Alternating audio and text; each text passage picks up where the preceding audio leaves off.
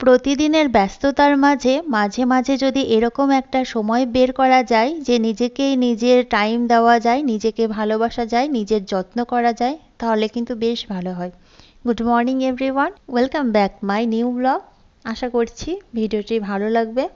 তো সকাল থেকে কাজবাজ শুরু করে দিয়েছি। সকালে হাজব্যান্ড ছেলে সকলেই যে যার স্কুলে চলে গিয়েছে, ওদেরকে যে যার মতো খাবার গুছিয়ে দিয়েছি। তো আমি এখন নিজেরটা এখন গুছিয়ে নেব।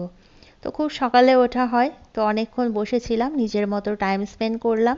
দেখবে মাঝে মাঝে একা থাকতে ভীষণ ভালো লাগে। আমার তো ভীষণ ভালো লাগে, বিশেষ করে সকাল টাইমটা। মানে কেউ বলার থাকে না যে ব্রেকফাস্ট রেডি করো, এই চা করো, তারপরে সকালে রান্না বান্না তোড়জোড় শুরু করো।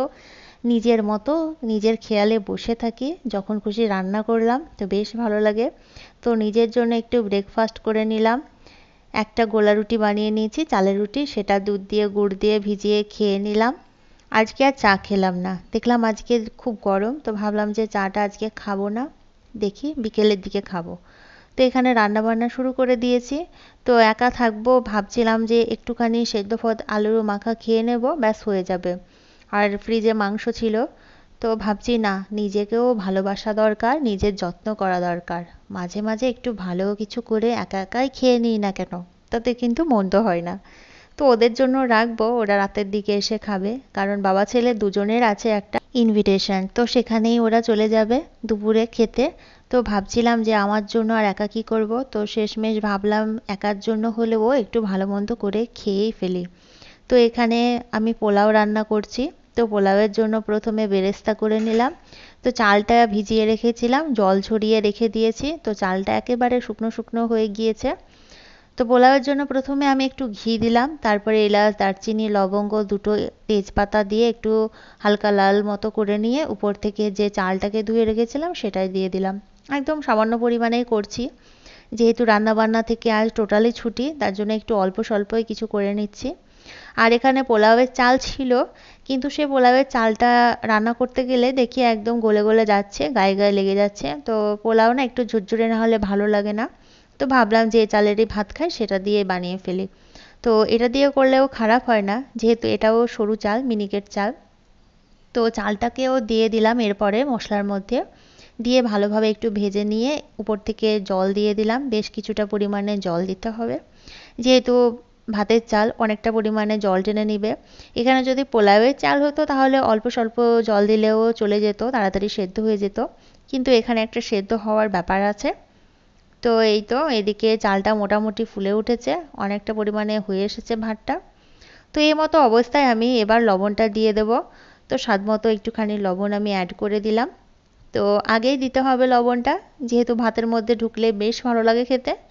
আর যদি পরে দেওয়া হয় তাহলে লবণটা কিন্তু ভাতের মধ্যে খুব একটা যায় না, তো ভালো লাগে না। তো লবণটা আমি দিয়ে এবার নাড়াচাড়া করে দিলাম। আর একটু লবণের এখানে প্রয়োজন ছিল, সেটাও দিয়ে এখন ঢাকনাটা বন্ধ করে দিলাম। আর এই তো ভাতটা এখন আমার হয়ে গিয়েছে, আর খুব সুন্দর ঝরঝরে হয়ে এসেছে। তো ঢাকনা দিয়ে রেখে দেবো, যেটুকু জল আছে সেটাও অ্যাবজর্ব করে নেবে, আর খুব সুন্দর হয়ে যাবে ভাতটা। তো এখন আমি এর উপর থেকে চিনি দিয়ে দেবো কিছুটা, যেহেতু পোলাও সেহেতু একটু মিষ্টি মিষ্টি বেশি ভালো লাগবে। তো একটু বেশি পরিমাণে চিনিটা আমি এখানে অ্যাড করে দিলাম। আর চিনিটা তো টোটালি অ্যাভয়েড করে চলি, কিন্তু এখানে তো আর গুড় দিলে চলবে না, এখানে চিনি দিতে হবে। তো সে কারণে চিনিটাই দিয়ে দিলাম। আর দিলাম কিছুটা বাদাম। তো বাদামগুলো ছোট ছোট করলাম না, একদম আস্তই বাদাম দিয়ে দিলাম, আর ভেজেও রাখিনি, একদম র বাদাম। আর এখানে কিশমিশ দিয়ে দিলাম উপর থেকে, কিশমিশটা অল্প পরিমাণেই দিলাম। ভাত কিংবা পায়েস যে কোনো জিনিসে কিশমিশটা আমার একটু কম ভালো লাগে, তার জন্য একটু অল্প স্বল্পই দেওয়ার চেষ্টা করি। বাদামটা ভালো লাগে, তার জন্য বাদামটা একটু বেশি পরিমাণেই দিই। এখানে ঝুরঝুরে ভাবে একদম বেরেস্তাটা লাল লাল করে ভেজে রেখেছিলাম, সেই বেরেস্তাটা দিয়ে দিলাম। মনে হলো যে ভাতের তুলনায় বেরেস্তাটা এখানে অনেকটা বেশি পরিমাণে হয়ে গিয়েছে, তো তার জন্য আমি কিছুটা এখানে তুলে রেখে দিলাম। এখন সমস্ত উপকরণ সুন্দরভাবে এখন মিশিয়ে নেব। তো এভাবে মেশাতে মেশাতে যে ভাতের গায়ে জলটুকু আছে সেটাকেও সুন্দরভাবে শুষে নেবে, তো ভাতগুলো ঝুরঝুরে হয়ে যাবে। আর এখানে অন্য কোনো কালার আমি অ্যাড করলাম না, বেরেস্তাতেই দেখবে খুব সুন্দর একটা কালার থাকে, সেই কালারটাই চলে আসে। এই যে সুন্দরভাবে নাড়তে নাড়তে এখন সুন্দর একটা কালার চলে এসেছে, এখন রেস্টে রেখে দিলাম। স্নান টান করে এখন খেতে বসে পড়েছি, আর বললাম যে বাড়িতে আমি একাই আছি। তো একাই খেতে বসে পড়েছি। ফ্রিজে মাংস ছিল, সেটাকেও গরম করে নিয়েছি। আর অনেক দিন ধরে যেহেতু মাংস খাওয়া হচ্ছে, তো মাংসটা না আর ভালো লাগছে না, মনে হচ্ছে এমনি শুধু শুধু খেয়ে নিই শশা দিয়ে। কিন্তু এমনিও খেতে বেশ ভালো লাগছিল, মাংসটা তো এক্সট্রা ছিল, পরে আবার দেখলাম যে মাংসটা ভালো লাগছে না খেতে, রেখে দিলাম। ভাতটাই খেয়ে ফেললাম পুরো শশা দিয়ে।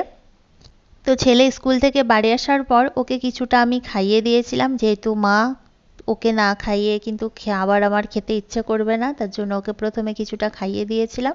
আর দেখবে কোথাও নিমন্ত্রণ বাড়ি গেলে সেখানে অনেক দেরিতেই খাবারটা মানে দেয়, তো ওর খিদে পেয়ে যাবে, তার জন্য কটা ওকে খাইয়ে পাঠিয়েছি। আর এই যে খাওয়ার শেষে দই নিয়ে বসে পড়েছি। তো ওরা তো বাবা ছেলে ওখানে সব কিছুই খাচ্ছে, দই মিষ্টি পাঁপড়, আমার কেন বাদ যাবে। তো সেইভাবে নিয়ে সব কিছু গুছিয়ে বসে পড়েছি। আর ভেবেছিলাম যে পাঁপড়ও ভাজবো, কিন্তু শেষে আর ইচ্ছে করলো না আবার স্নান করার পরে পাঁপড় টাপড় ভাজতে। তো এখন বিকেল বেলা খাওয়া দাওয়ার পরে একটু রেস্ট করেছিলাম, ছেলে ওদিকে টিউশন গিয়েছিল, বাড়ি চলে এলো। দুটো জিনিস সেলাইয়ের প্রয়োজন ছিল, তো আমাদের বাড়ির পাশেই একজন এখানে সেলাই করে, তো সেখানে নিয়ে চলে এলাম। আর এখানে কিন্তু সুন্দর সুন্দর পিস বিক্রি করা হয়, আর পিস কিনে এখানে বানানোও যায়।